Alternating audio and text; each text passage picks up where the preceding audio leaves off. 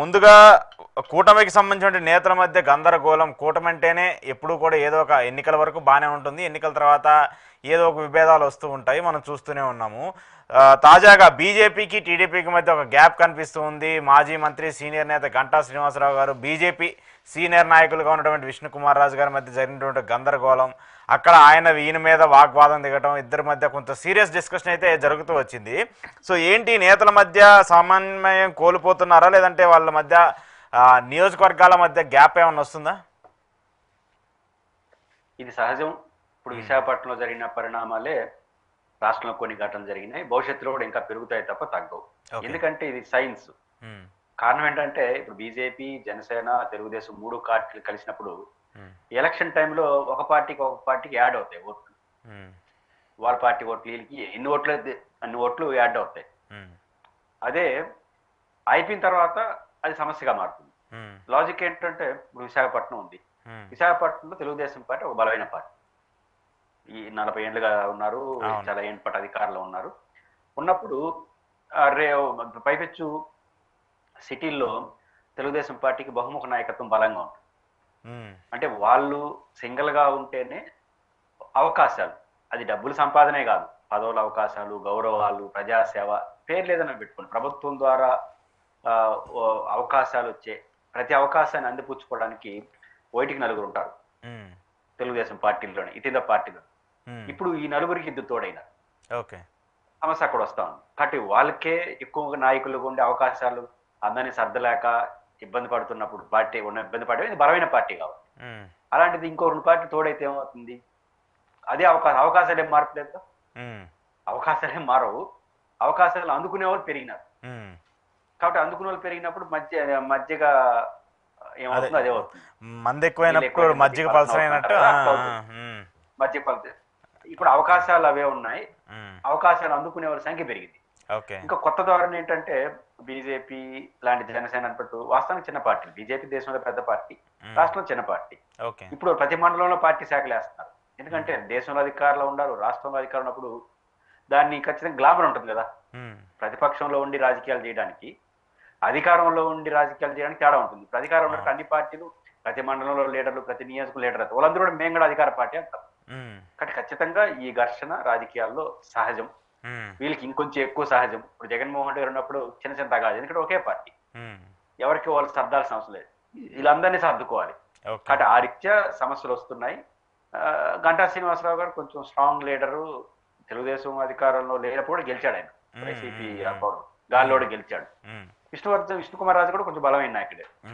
అంటే బీజేపీ నాయకులు ఎట్లుంటారంటే, బీజేపీకి విశాఖ అంతా కలిసి ఒక ఎమ్మెల్యే ఉన్నాడు, ఆ ఎమ్మెల్యేని వాళ్ళు అన్ని చోట్ల తిరుగుతారు. విశాఖలో 5-6 అసెంబ్లీ సెగ్మెంట్ ఉంటాయి, అన్ని చోట్ల తిరుగుతారు. ఎందుకంటే ఒకే పార్టీ కదా, మా గ్లామర్ తో మా ఎమ్మెల్యేని జిల్లా అంతా తిప్పిస్తారు. ఇప్పుడు గంటా శ్రీనివాసరావు గారు ఆ ఆర్గ్యుమెంట్ చూస్తే, నా నియోజకవర్గంలో నీకేం పని అంటున్నాడు ఆయన.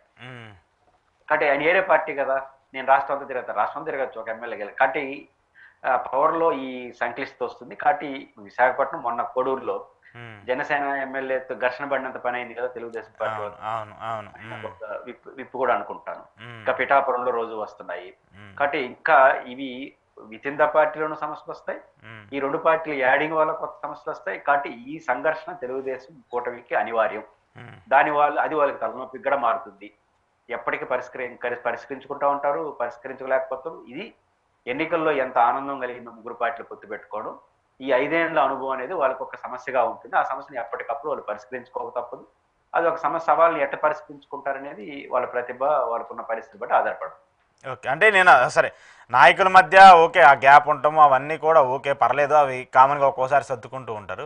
కానీ కార్యక్రమాలకు కూడా కార్యకర్తల్ని ఆహ్వానిస్తే, లేదంటే కార్యకర్తలు వస్తే వాళ్ళకి ఎంట్రీ ఇవ్వకపోవటం, ఇవన్నీ కూడా నిన్న పిఠాపురానికి సంబంధించి చూసుకుంటే, అక్కడ టీడీపీ వాళ్ళు వస్తే, అక్కడ జనసేనకు సంబంధించి పవన్ కళ్యాణ్ గారు ఒక హాస్పిటల్ శంకుస్థాపనకు వెళ్తే, అక్కడ టీడీపీ వాళ్ళు ఎవరు కూడా రాకూడదని చెప్పేసి వాళ్ళని బహిష్కరించి బయట నుంచే పెట్టేసి బయటికే పంపించేసినటువంటి దాఖలాలు మనం చూస్తున్నాం. కూటమంటూ కూడా నాయకులు, పై నాయకులే సమన్వయంగా ఉంటే సరిపోదు కదా, కింద లేయర్లో కూడా నాయకులందరూ కూడా సమన్వయంగా ఉండాలి కదా. ఇక్కడ ఎట్లుంటుందంటే, ఇప్పుడు ఉదాహరణ మీరు విశాఖపట్నంలో ఇంతకుముందు మీరు అడిగిన ప్రశ్న, మన చర్చ ఒక యాంగిల్, ఇది రెండో సమస్య.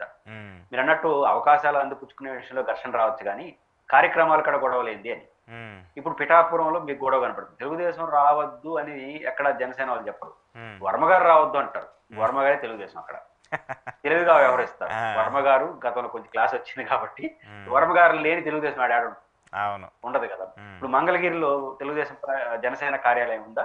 లేదు. మంగళగిరిలో జనసేన వాళ్ళు రోజు కార్యక్రమం చేయమంటే గొడవ వస్తున్నారు చూద్దాం. ఉమ్, కుప్పంలో చేయమంటే గొడవ. కొంచెం ఐకానిక్ పర్సనాలిటీస్గా ఉండేవాళ్ళు జనసేనకు సంబంధించి పవన్ కళ్యాణ్ గారు, లోకేష్ గారు, లేదా చంద్రబాబు నాయుడు గారు, వీళ్ళు ఆ పార్టీకి లీడ్ చేసేవాళ్ళు ఐకానిక్ పర్సనాలిటీస్. ఉమ్, నేచురల్ గా అక్కడ ఇంకొకరిని ఒప్పుకోరు.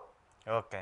కాబట్టి వర్మ గారు మొన్నటి వరకు కూడా బలమైన నాయకుడు, ఈరోజు కూడా బలమైన నాయకుడే. ఉమ్, కానీ నేను అటు వస్తానంటే బలమైన నాయకుడు వచ్చినట్టే కదా, అది వాళ్ళు జీర్ణించుకోలేదు. మొత్తం కలిసి పిఠాపురంలో ఎందుకు ఘర్షణలు వస్తున్నాయంటే పిఠాపురంలో ఇంకొక నాయకత్వాన్ని, ఇంకొక సెంటర్ ని పవన్ కళ్యాణ్ గారు వద్దనుకుంటున్నారు. ఓకే.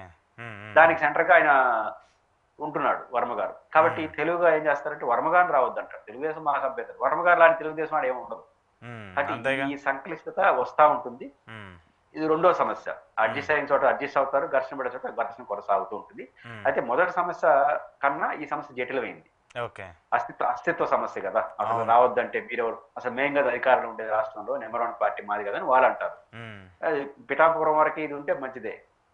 పవన్ కళ్యాణ్ గారు తెలుగుదేశం కూడా కొంత అడ్జస్ట్ అవుతుంది. ఇంకా పవన్ కళ్యాణ్ తప్పదు.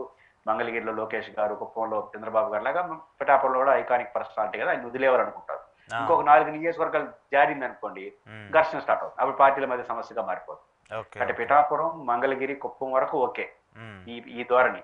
దానికి మించి సరిహద్దులు దాటింది అనుకోండి, ఉమ్, పార్టీల మధ్య సమస్యగా మారిపోతుంది. కాబట్టి ఇది రెండో సమస్య. దీన్ని కూడా తెలుగుదేశం వాళ్ళు ఎట్ట పరిష్కరించుకుంటారో చూడాలి.